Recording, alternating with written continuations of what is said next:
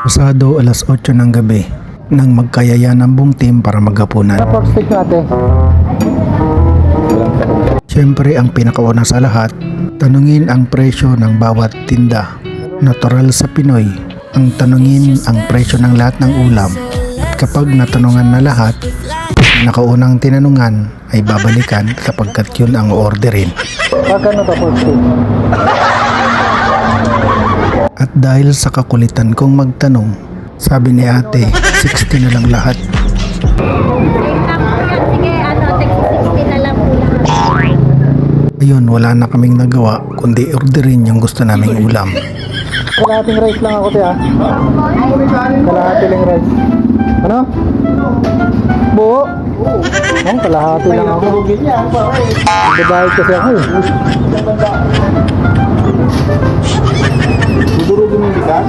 Dahil naka-order na ang lahat, kanya-kanyang pwesto na habang inaantay yung pagkain na isa-serve. Ulam ni Basi parang almusal eh. Ba't ulam na parang almusal? Sa dami naman ng ulam na pagpipilian, sa dami ng menu na pwedeng piliin, itong kasama namin ay kakaiba sapagkat ang pinili niya, 2 hotdog at itlog. Dinner na kasi, bakit kasi pang umagahan ang napili niyang uulamin. Sa bagay, kanya-kanyang trip ng pagkain. Siguro ay baliktad siyang pinanganak dahil pakiramdam niya sa gabi ay agahan. Ano nila? Sinama nila yung ano? Balat ng itlog?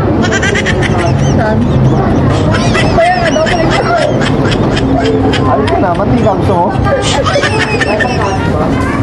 Keen observer din pala siya dahil nagtataka siya dun sa itlog bakit daw kasama ang balat ng pinirito. Siyempre ang tawag doon, hindi tinipid pero tinamad.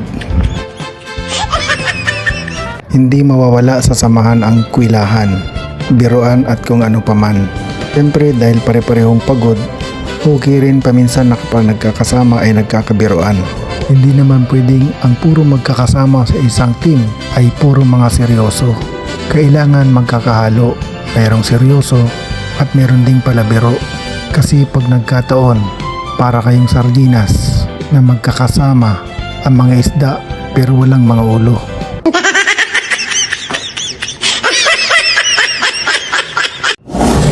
Tinola? Minsan kahit malamig na ang kanin at pati ulam ay hindi na napainit. Kung may mainit na sabaw na kasama, dalang-dala na ang sarap ng pagkain. Minsan nasa kumakain na rin, sipin mo lang na masarap lagi. Minsan gaano man kahirap ang trabaho natin bilang public servant, nakakapag-adjust tayo sa bawat pagkakataon, lalo na kapag maayos ang kasama natin. Ito ang pinakamahirap na parte ng pagkain, kung sino ang huhugot at mababayad ng pinagkainan. Siyempre, kanya-kanya palang bayad. Sabi ni ate, hindi daw sinuli yung toothpick. Sabi ko naman, corny ng joke ni ate. Panahon pa ng kupong-kupong yung kako eh.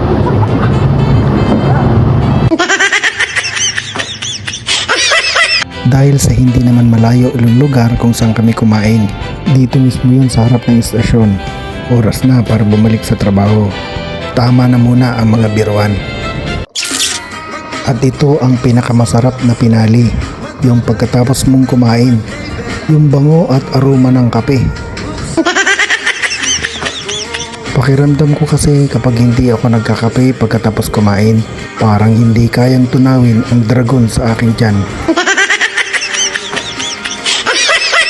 Lahat po ng aking sinabi ay pawang mga biro lamang. Nakasanayan ko lang talaga na pagkatapos kumain ay nagkakape. Kaso imbis na ako'y magising, ako na may inaantok.